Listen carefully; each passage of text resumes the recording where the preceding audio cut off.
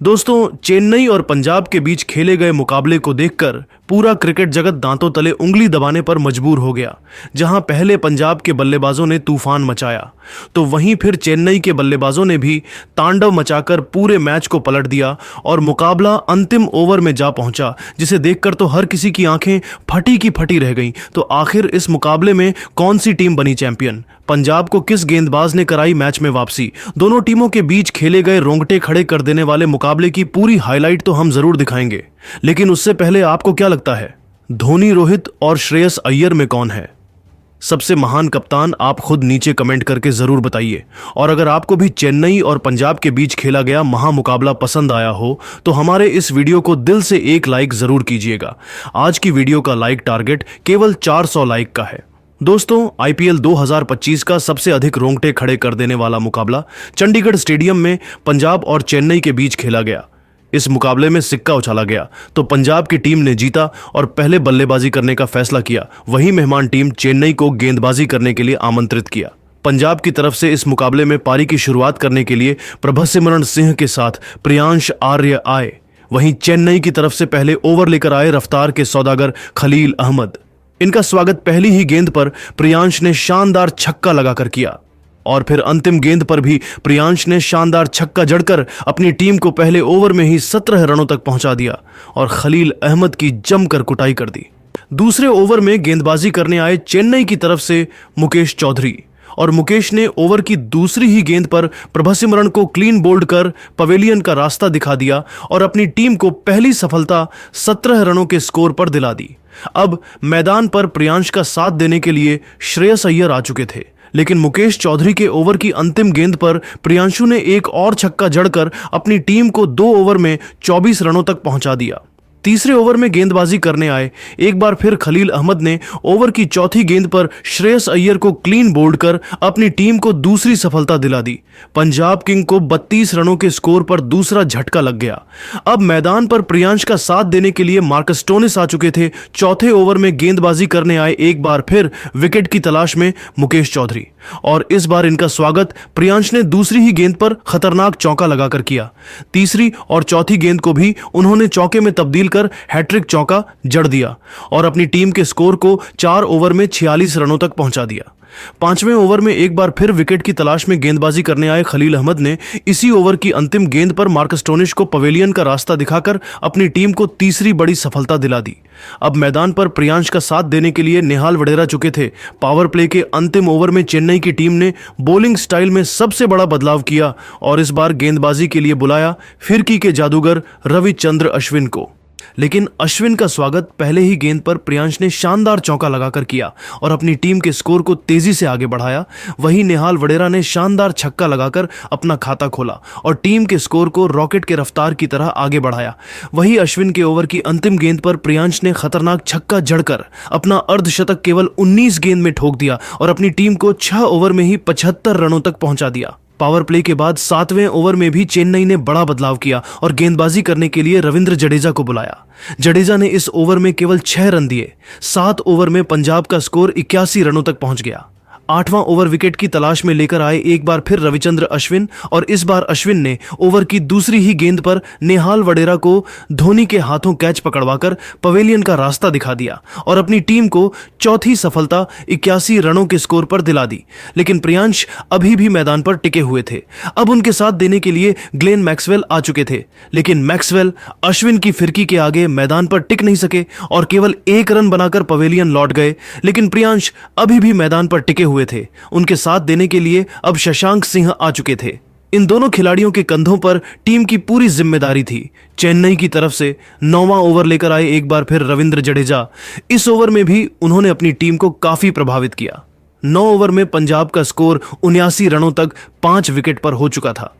10वीं ओवर में गेंदबाजी करने आए एक बार फिर अश्विन। इस ओवर में भी अश्विन ने केवल 5 रन खर्च किए। 10 ओवर में पंजाब का स्कोर 94 रन बन पाया।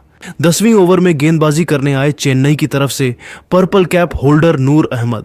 11 ओवर में पंजाब का स्कोर 108 रनों तक पहुंच गया। 12वें ओवर में गेंदबाजी करने आए फिर अश्विन, लेकिन प्रियांशु ने लगातार 2 गेंद पर 2 छक्का जड़कर अश्विन की जमकर कुटाई कर दी और अपनी टीम के स्कोर को इन दोनों बल्लेबाजों ने मिलकर 12 ओवर में ही 128 रनों तक पहुंचा दिया। 13वां ओवर लेकर आए चेन्नई की तरफ से मतीशा पथिराना, लेकिन उनकी धज्जियां प्रियांश आर्य ने उड़ाकर रख दी। इस ओवर में एक नहीं, दो नहीं, बल्कि लगता 3 छक्के ठोककर पूरा इतिहास पलट दिया। और फिर प्रियांश ने शानदार चौका लगाकर अपना शतक केवल 39 गेंद में ठोक दिया और अपनी टीम को 13 ओवर में ही 150 रनों के पार पहुंचाया। लेकिन उसके बाद प्रियांशु पवेलियन लौट गए। 154 रनों के स्कोर पर पंजाब का छठा विकेट गिर गया। शशांक का साथ देने के लिए अब मार्को यानसन आ चुके थे। इन दोनों ने मिलकर टीम के स्कोर को तेजी से आगे बढ़ाया। शशांक भी सिर्फ चौके और छक्के लगा रहे थे। इनका बल्ला रुकने का बिल्कुल भी नाम नहीं ले रहा था। 17 ओवर में इन दोनों ने मिलकर अपनी टीम को 182 रनों तक पहुंचा दिया। वहीं मार्को जॉनसन भी शशांक का भरपूर साथ निभा रहे थे। दोनों खिलाड़ियों के बीच अर्धशतकीय साझेदारी भी पूरी हो गई और अपनी टीम को 19 ओवर में ही 207 रनों तक पहुंचा दिया। चेन्नई की तरफ से अंतिम ओवर में गेंदबाजी करने आए एक बार फिर पथिराना, लेकिन इस ओवर से भी मार्को जॉनसन और शशांक सिंह ने मिलकर 12 रन बटोली और अपनी टीम को 20 ओवर में 19 रनों तक पहुंचा दिया और चेन्नई के सामने पहाड़ जैसा लक्ष्य खड़ा किया। इसी के साथ शशांक ने अपना अर्धशतक भी ठोक दिया। पंजाब के द्वारा दिए गए लक्ष्य का पीछा करने उतरी चेन्नई। मैदान पर आए रचिन रविंद्र के साथ देवोन कानवे। वहीं पंजाब की तरफ से पहले ओवर लेकर आए अर्शदीप सिंह। इनका स्वागत रचिन रविंद्र ने दूसरी गेंद पर शानदार चौका लगाकर किया और फिर 5वीं गेंद को कन्वे ने चौके में तब्दील कर अपनी टीम को बेहतरीन शुरुआत दिलाई। पहले ओवर में चेन्नई का स्कोर 9 रन बन गया। दूसरे ओवर में गेंदबाजी करने आए पंजाब की तरफ से यश ठाकुर।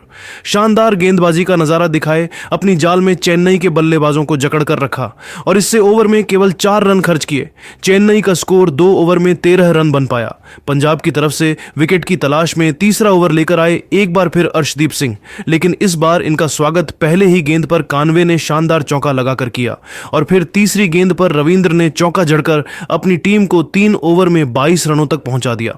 चौथे ओवर में गेंदबाजी करने आए पंजाब की तरफ से यश ठाकुर, लेकिन इस ओवर में उनकी कुटाई जमकर हो गई। दोनों बल्लेबाजों ने मिलकर 4 चौके जड़ दिए और अपनी टीम को 4 ओवर में ही 39 रनों तक पहुंचा दिया। चेन्नई की टीम मैच में पकड़ मजबूत करती हुई नजर आ रही थी। पंजाब की टीम को लगातार विकेट की तलाश थी। 5वें ओवर में गेंदबाजी में बड़ा बदलाव दिखाओ और इस बार ओवर लेकर आए ग्लेन मैक्सवेल, लेकिन इनका स्वागत कॉनवे ने तीसरी गेंद पर शानदार चौका लगाकर किया और फिर उसके बाद सिंगल लेकर अपनी टीम को 5 ओवर में ही 47 रनों तक पहुंचा दिया। पावर प्ले के अंतिम ओवर में भी गेंदबाजी में बदलाव दिखा और इस बार ओवर लेकर आए मार्को जॉनसन। इनका भी स्वागत रविंद्र ने दूसरी गेंद पर शानदार चौका लगाकर किया और अर्धशतकीय साझेदारी भी बना ली और इसी के साथ इन दोनों बल्लेबाजों ने मिलकर अपनी टीम को पावर प्ले के 6 ओवर में ही 59 रनों तक पहुंचा दिया। यह दोनों बल्लेबाज मैदान पर पूरी तरह से सेट हो चुके थे। पंजाब किंग को लगातार विकेट की तलाश थी, लेकिन गेंदबाज विकेट लेने में असफल दिख रहे थे। लेकिन तभी पंजाब की तरफ से 7वां ओवर लेकर आए एक बार फिर ग्लेन मैक्सवेल और इस बार उन्होंने ओवर की तीसरी गेंद पर रविंद्र को स्टंपिंग करा के पवेलियन का रास्ता दिखा दिया और अपनी टीम को पहली सफलता 61 रनों के स्कोर पर दिलाए। रविंद्र टीम के लिए 36 रन बनाकर पवेलियन लौट गए। लेकिन चेन्नई की तरफ से अब मैदान पर आ चुके थे ऋतुराज गायकवाड़।